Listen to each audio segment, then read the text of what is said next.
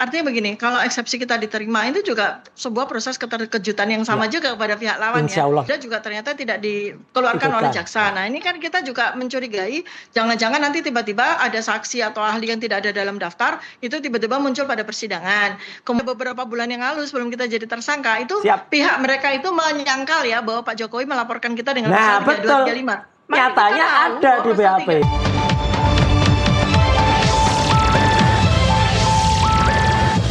Kita lanjutkan dialog di studio. Saya masih bersama Roy Suryo, tersangka kasus ijazah Jokowi, dan melalui Zoom ada Dr. Tifa, terdakwa kasus ijazah Jokowi, kemudian Profesor Firmanto Laksana Pangaribuan, kuasa hukum Joko Widodo, dan Mbak Flora Dianti, ahli hukum pidana. Tadi menyambung sebelum jeda, silakan ringkas saja Dr. Tifa, apa yang ingin Anda sampaikan? Oke, jadi pertama bahwa kita ini membuat banyak kejutan bagi pihak lawan ya. Jadi ya harus diketahui itu ya bahwa strategi Prapit yang diajukan oleh Mas Roy itu pasti menimbulkan banyak kejutan, dan memang kita mesti sampaikan ya bahwa pada setahun kita pelajari bersama itu banyak sekali cacat prosedur dan cacat formil. Maka nggak heran kalau Prapitnya itu nanti akan berjilid-jilid gitu loh. Karena memang sesuai dengan cacat prosedur dan cacat formil yang kita temukan, dan ini menjadi pembelajaran buat kita semua. Jadi ini bukan sama sekali, saya yakinkan ya bahwa kita bersama bicara bahwa Prapitnya Mas Roy ini bukan untuk mengulur-ngulur waktu, enggak. Semua sudah kita persiapkan dalam sidang ya. Pertama, kemudian kejutan yang berikutnya adalah dari BAP yang sudah terlebih dahulu saya terima. Daftar saksi, kemudian daftar ahli, kemudian daftar barang bukti itu wah kita tercengang gitu ya. Dan mudah-mudahan juga artinya begini, kalau eksepsi kita diterima itu juga sebuah proses keterkejutan yang sama juga kepada pihak lawan ya. Tapi anyhow, misalnya sidang berjalan di antara kami berdua, kita juga dengan senang hati untuk membongkar semua BAP yang ribuan ya. Resumenya aja 2776. Kalau seandainya kita asumsikan kalikan 5 saja gitu ya, berarti BAP-nya kira-kira lebih dari 10.000 halaman ya kan gitu ya, 15.000 halaman. Nah, dengan senang hati itu kan kita kita akan bedah satu demi satu. Begitu juga dengan ratusan saksi dan ahli ya. Jadi intinya kita belajar sama-sama ya, kita belajar sama-sama dan mendudukkan persoalannya pada keadilan dan kebenaran. Kita masih percaya bahwa hukum di Indonesia bisa kita tegakkan sejalan dengan perkara ini ya, perkara yang kita sedang hadapi ini. Baik, saya ke Mbak Flora ya. Mbak Flora, dalam persidangan Dr. Tifa kemarin kan tim kuasa hukum mempertanyakan ada daftar, nih Dr. Tifa dikoreksi ya kalau ada yang salah ya. Ada 55 barang bukti, ada 94 saksi, kemudian juga ada laporan dari sejumlah ahli. Pertanyaan saya Mbak Flora, sejauh mana JPU berkewajiban membuka materi tersebut kepada terdakwa untuk menjamin hak pembelaannya yang adil? Buka semua. Mbak Flora. Coba Mbak Flora, nanti saya berikan tanggapan ya. Silakan Mbak Flora. Iya, pada dasarnya persidangan itu kan battle ya, battle how to convince the judge. Bagaimana kemudian meyakinkan hakim. Nah, kalau misalnya semakin banyak alat bukti, seharusnya kan semakin yakin ya mengenai apa yang didakwaan, begitu juga nanti dari pihak terdakwa begitu. Nah, kalau mau meyakinkan hakim dan memenangkan, tentunya semua alat bukti ya kan banyak sekali ya alat bukti sekarang di KUHP yang baru itu kalau bisa ya disampaikan, kalau cukup waktunya semuanya dibuka gitu ya. Kemudian ya mungkin nanti bagaimana hasilnya, apakah akan yakin apa tidak hakim, itu sangat subjektif tergantung kepada hakim gitu. Oke, silakan Dr. Tifa singkat ya. Saya boleh nambahin ya. Ya, jadi pada KUHP itu ya, ini KUHP lama, KUHP barunya juga pasti menyesuaikan. Pada pasal 143 itu jelas dimaksud ya dengan surat pelimpahan perkara adalah surat pelimpahan perkara itu sendiri lengkap beserta surat dakwaan dan daftar semuanya, berkas perkara ya. Jadi berkas. Hak kami, hak semuanya, hak dari jaksa, hak dari hakim maupun hak dari terdakwa itu untuk menerima semua berkas perkara. Ini kan yang aneh adalah bahwa kami hanya menerima sebagian saja dari BAP. Kemudian kami juga melihat semua saksi yang waktu itu dikonvins oleh Polda juga ternyata tidak dikeluarkan oleh jaksa. Nah ini kan kita juga mencurigai, jangan-jangan nanti tiba-tiba ada saksi atau ahli yang tidak ada dalam daftar, itu tiba-tiba muncul pada persidangan. Kemudian BAP juga. Jadi BAP itu kemarin ya terakhir pada sidang yang ketiga, sudah ketiga kalinya kami minta dan disetujui oleh hakim. Hakim sudah memerintahkan JPU untuk memberikan seluruh BAP kepada kami, tapi ternyata tidak dilakukan juga oleh JPU. Bahkan kemarin dengan terbata-bata ya mereka mati-matian untuk tidak mau memberikan BAP kepada kami. Untungnya hakim kemarin bijak, beliau di akhir sidang memerintahkan untuk supaya JPU memberikan seluruh BAP kepada kami. Padahal itu BAP yang belum ada itu kurang lebih sekitar 26 BAP itu kuncian itu jantungnya perkara ini. Makanya kenapa kok disembunyikan ya sampai sidang berjalan kok masih disembunyikan itu ada apa gitu ya. Itu menarik sekali itu. Ya, gini Mbak Nas. Jadi saya sangat menghormati dan melihat bagaimana perjuangan tim hukum Dr. Tifa ya ketika sidang pada saat hari pertama lalu pun yang saya tahu BAP yang diberikan itu hanya BAP terdakwa. Nah ini kan nggak boleh dalam dalam KUHP semuanya harus diberikan BAP terdakwa, BAP semua saksi, semua ahli. Bahkan kemarin yang diminta oleh tim Dr. Tifa adalah bagaimana meminta daftar alat bukti, daftarnya saja kok.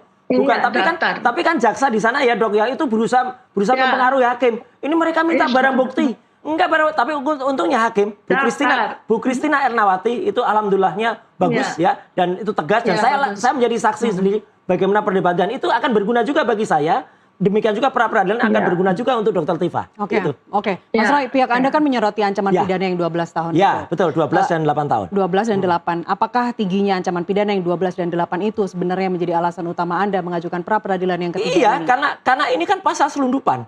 Yang katanya dulu ketika pelaporan Pak Firmanto juga ingat, saya tidak melaporkan orang. Mas Roy, tapi kan ini ancaman maksimal. Makanya itu tiba-tiba dalam BAP-nya Jokowi itu ada. Berarti kan bohong itu orangnya. Jadi kan orang itu melaporkan kami. Makanya ancaman maksimal yang sebenarnya kemarin pada pra-peradilan terbukti tidak ada barang bukti dan juga saksi yang terkait langsung. Misalnya melihat saya melakukan hacking, saya mencuri dari harddisknya Jokowi atau dari harddisknya Dian Sandi, nggak ada. Dian Sandi itu mengupload secara bebas. Dan itu bebas itu artinya 9 juta orang. Gitu. Sebentar Dr. Tifa. Sorry saya tambahin. Monggo. Saya mau ngingetin ya bahwa pada beberapa bulan yang lalu sebelum kita jadi tersangka itu pihak mereka itu menyangkal ya bahwa Pak Jokowi melaporkan kita dengan pasal 3235. Nyatanya ada di BAP. Iya, pasal 3235 itu kita tahu dari gelar perkara khusus tanggal 15 Desember 2025 ya. Orang ini membohong terus. Ada error in persona, ada locus delicti juga yang dikritisi oleh para kuasa hukum kemarin, Profesor. Ya, Prof. Firman silakan. Ya, jadi saya harus lurusin. Jadi tidak ada tuh deny seperti itu. Karena dari awal kami sudah menyampaikan bahwa kami jejak digital, Bang Firman, ada. Semua ada jejak digital. Sebentar, Dr. Tifa, sebentar. Kami menyampaikan suatu aduan, ya, di mana aduan itu kami lengkapi dengan bukti-bukti awal adalah dokumen-dokumen ITA. Kemudian dalam penyelidikannya ternyata ditemukan adanya tindak pidana. Karena kan kami juga melihat dalam era post-truth seperti ini, jangan-jangan bukan Bu Tifa, jangan-jangan bukan Mas Roy, jangan-jangan bukan yang lain-lainnya. Bisa aja ngeles nih. Jadi saya nggak perlu ngeles. Dari awal kita malah membuat ini akhirnya ketika memang terverifikasi, maka tentu di dalam penyelidikan ada nama-namanya dan itu straight langsung. Jadi kita nggak mau lah kita main-main seperti itu. Oke, Prof. Firman. Jadi terkait error in persona dan locus delicti-nya yang tidak sesuai, komentar Anda? Kalau bicara error in persona sebagainya kan benar Ibu Tifa orangnya. Kecuali beda, maka benar bukan Bu Tifa misalnya. Tapi kan ini benar. Seperti diverifikasi. Jadi kalau bicara nota perlawanan formil, ya kan dilihat diverifikasi siapa. Tapi kalau apa yang disampaikan dari tadi itu adalah udah materi pokok. Dan yang perlu kita ketahui ya pemirsa ya, bahwa kita tuh hanya perlu membuktikan 2 alat bukti saja. Jadi kalau tadi disampaikan kita akan begini, menurut saya tidak seperti itu. Walaupun tentu kita harus sampaikan karena kan kita sudah bisa lihat kan bahwa secara material persoalan ini kan adalah ijazah Pak Jokowi dan Bu Tifa juga secara gamblang menyampaikan Pak Jokowi yang mana. Kalau kita bicara siapa yang mengunggah itu kan berbeda dengan siapa pemilik atau siapa yang sudah kita exercise dan sekali lagi ketidaktahuan undang-undang ITE. Sebentar Dr. Tifa, sebentar. Undang ITE. Sebentar Dr. Tifa.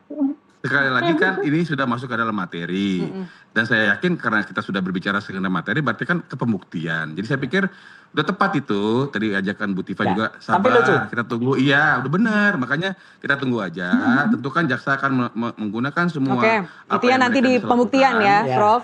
Betul saya rasa gitu. Baik silakan. Tapi lucu gini Mbak, nggak semuanya. Jadi ketika sidang Dr. Tifa itu kenapa beliau dan kuasa hukum mengatakan error persona? Karena pada dakwaannya jelas tertulis. Saya waktu itu malah mendengar tidak ada nama Dr. Tifa. justru Roy Suryo Iya. dan kawan-kawan. Lah ketika di Roy Suryo, saya malah ngacung, ya saya gitu. Jadi kan kalau ada, harusnya ada pasal penyertaannya, junto 55 atau apa. Itu nggak ada. Jadi itu harusnya bisa dipatahkan di persepsi. Kenapa Prof. Firman, silakan. Di eksepsi. Ya, kalau ini saya bisa lurusin, karena kan ada satu situasi di mana Bu Tifa, Pak Roy, dan teman-teman lain, saudara-saudara kita. Nggak ada nama Dokter Tifa. Adanya dan kawan-kawan.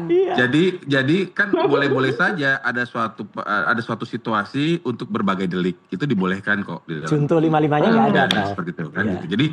Jadi kalau bicara masalah Pak Roy dan kawan-kawan itu ingin menyampaikan bahwa ada satu situasi, ada orang juga, gitu kan. Tidak bisa Jadi dong. tidak surat bisa, dakwaan. orangnya beda-beda.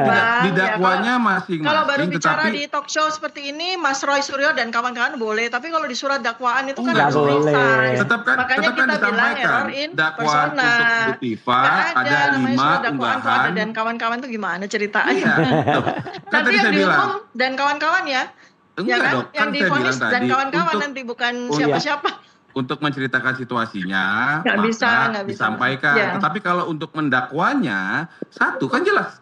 Jaksa penuntut umum menyampaikan Abang ini selain ada advokat, 5 ya, Oke. Abang selain advokatnya Ada Pak Joko Widodo, Abang juga punya tanggung jawab moral sebagai pendidik ya, Pasti. sebagai profesor Pasti. ya. Jadi janganlah Pasti.